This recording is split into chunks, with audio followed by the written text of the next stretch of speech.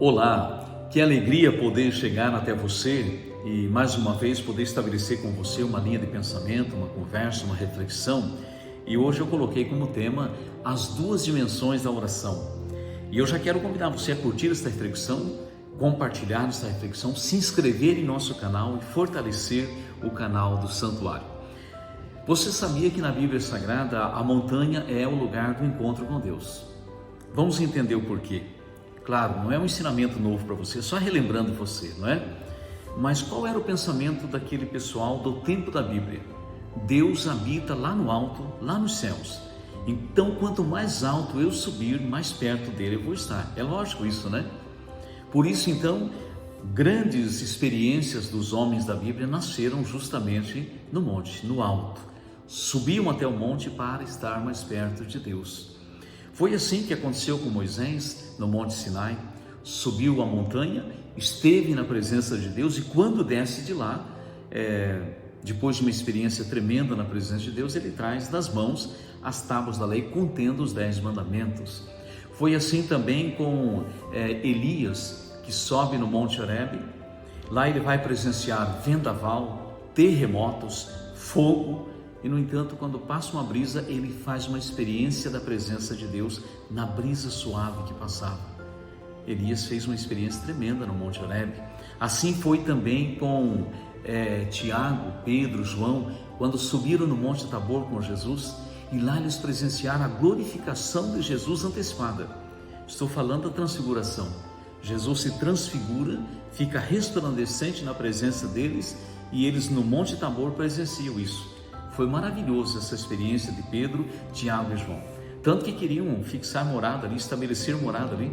Pedro chega até a dizer: Senhor, vamos aqui construir 3 tendas. Hoje nós diríamos: vamos construir aqui 3 casas. Tá bom demais aqui, vamos ficar por aqui. Mas foi preciso que o Senhor dissesse a eles que descesse a planície para testemunhar essa transfiguração que agora eles contemplaram ali, né? Foi assim também com Jesus no Monte Calvário, né? Que experiência profunda o nosso Senhor Jesus teve também no Monte Calvário, né? Aonde ele, derramando o seu sangue na cruz, ele foi pagar o ágio do pecado que pesava sobre nós a partir da desobediência dos nossos pais, né? O pecado de origem, o pecado original, tinha um ágio a ser pago, e ele no Monte Calvário, ele vai pagar o ágio do pecado. Derrama o seu sangue por amor a mim e a você. Uma experiência profunda, né? Vai ser uma experiência profunda com você quando você subir ao monte. E claro, você está entendendo, né? Subir ao monte, fazer experiência com Deus. Não precisamos subir ao monte, tá? Morro. Mas podemos fazer experiência de Deus em qualquer lugar. Mas como eu estou usando a expressão montanha da Bíblia e o lugar do encontro e experiência de Deus, nós precisamos fazer os nossos momentos de encontro com Deus. Então vai ser maravilhoso quando você também subir a montanha para estar na presença de Deus.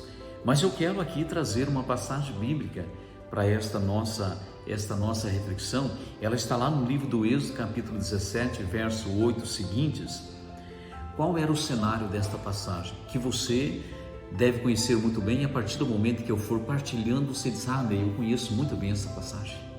Já rezei e já tirei mensagens extraordinárias desta passagem.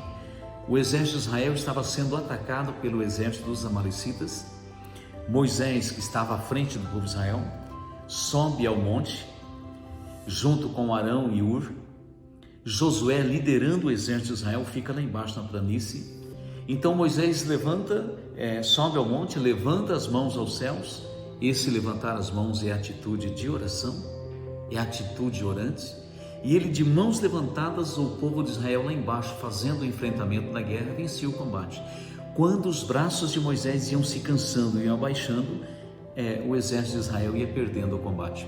Quando Arão e Hur percebeu isso, um de cada lado, sustentaram os braços de Moisés, sentaram ele numa pedra, sustentaram os braços de Moisés erguido, e aí então Israel pôde triunfar na planície na batalha contra os madianitas. Mas aonde eu quero chegar com você com esta reflexão? 2 dimensões da oração é o tema que eu coloquei. Quais são as 2 dimensões da oração? Orar e agir, não é? Orar e ação. 2 dimensões. Esse texto é fantástico. Moisés subiu à presença de Deus, subiu no monte, atitude de oração, ótimo. Mas lá embaixo o enfrentamento houve, a ação aconteceu. E as duas coisas estavam tão unidas que quando Moisés abaixava a atitude de oração, abaixava a guarda na oração, nos enfrentamentos lá embaixo havia derrota. Você sabia que hoje há muita gente que reza, sobe ao monte e reza, mas não desce na planície e faz os enfrentamentos? Aí não vê vitória. Sabia também que há muita gente que faz os enfrentamentos na planície, mas não sobe no monte para orar antes, para rezar e pedir discernimento, sabedoria? Aí também não alcança a vitória. Ney, mas qual seria então para nós a receita perfeita da oração? Orar, pedir a Deus unção, pedir a Deus sabedoria, direcionamento e fazer os enfrentamentos. Eu uso muito essa palavra enfrentamento, porque eu tenho família e sempre temos que fazer enfrentamentos duros. Nem falo para você que é família também, sabe aqueles enfrentamentos duros que nós temos que fazer, que dá vontade de não fazer, né? Porque em algum momento é constrangedor e dava a impressão que era melhor largar como está, mas não pode, precisa fazer o enfrentamento. Então, pedir em oração a Deus sabedoria, direção para fazer os enfrentamentos. Então você está compreendendo? A oração tem duas dimensões. Eu preciso rezar, eu preciso buscar de Deus força, eu preciso buscar de Deus sabedoria para conduzir, mas eu preciso conduzir, eu preciso fazer os enfrentamentos, eu preciso fazer os passos.